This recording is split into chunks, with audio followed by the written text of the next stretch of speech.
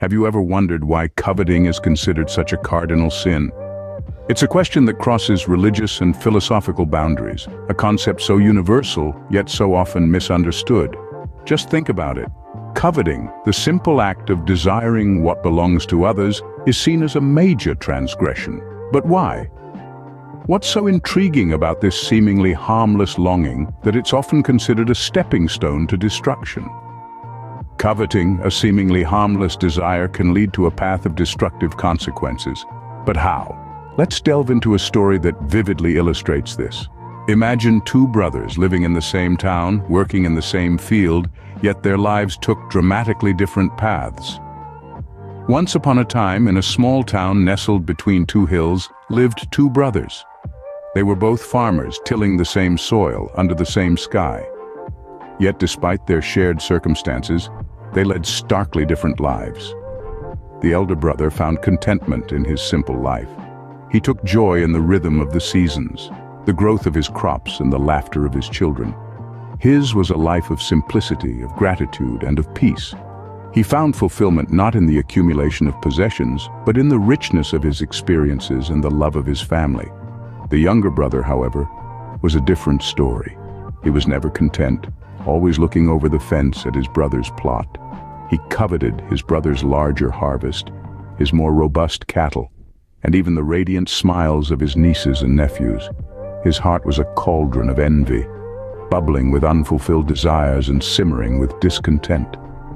Over time, the younger brother's covetousness began to consume him. His constant yearning for more twisted his heart and clouded his mind. He started to neglect his own farm. His crops withered, and his livestock grew thin. His obsession with his brother's possessions blinded him to the beauty of his own life. Eventually, his envy led to his downfall. One day, in a fit of jealousy, he set his brother's barn on fire, but the wind was not on his side. The flames leapt back, catching his own house, burning down everything he had neglected in his pursuit of more. In the end, the younger brother was left with nothing. His fields were barren, his house was a smoldering ruin, and his heart was heavy with regret. His covetousness had led him to lose everything. And so, the brother who coveted lost it all, not just his brother's possessions, but his own happiness and peace as well. So what led to the covetous brother's downfall? It wasn't just the act of wanting more, but the effects that this desire had on his life. Let's delve deeper into the consequences of such covetousness. The first and foremost consequence was a profound sense of discontent. Despite the abundance around him, the brother was never satisfied. His heart was a bottomless pit, always yearning for what he didn't have, rather than appreciating what was already within his grasp. This discontent soon gave birth to an insidious jealousy. He looked at his brother's happiness, not with joy, but with envy. He saw his brother's contentment as a reflection of his own inadequacy. This jealousy, like a malicious weed, began to strangle his relationships, tainting every interaction with a bitter resentment. And there lies the crux of covetousness. It's not just the wanting, it's the corrosion of one's own self-worth, the erosion of happiness, the dissolution of relationships. It's a self-inflicted wound, a slow poison that seeps into the heart, turning it cold and hard. In the end, the covetous brother was left with nothing but the hollow shell of his greed, a testament to his self-destruction. His desire for more had cost him everything. Coveting, therefore, is not just about wanting more. It's about the destructive path that this desire can lead us down. So why is coveting considered such a cardinal sin, you may ask? Well, it's not just about the act of wanting more. It's about the unseen peril that lurks within this desire.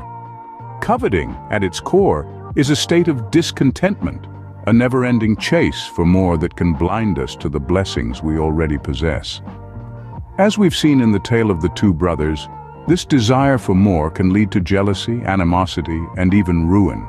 It becomes a destructive force, eating away at our peace of mind, our relationships, and our integrity.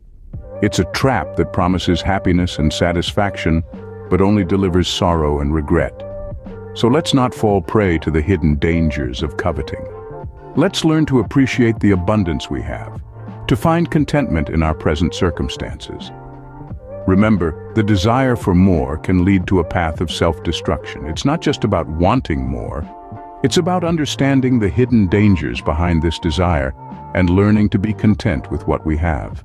Before we end this video, let's take a brief moment to reflect on the insights we've gained about coveting.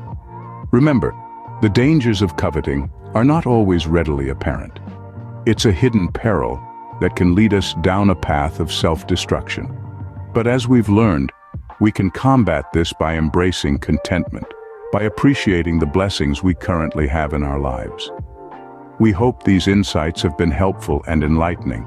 If you'd like to continue joining us on this journey of understanding and self-improvement, please subscribe to our channel. We'll be delving into more such intriguing topics in our upcoming videos. And if you found this video insightful, please give it a thumbs up. Your likes help us reach more people, spreading awareness and understanding about these fundamental aspects of life. Thank you for watching. Remember, contentment is key to a fulfilling life. So, let's not covet what others have, but find joy in our own blessings. Stay tuned for more, and until next time, keep learning and growing.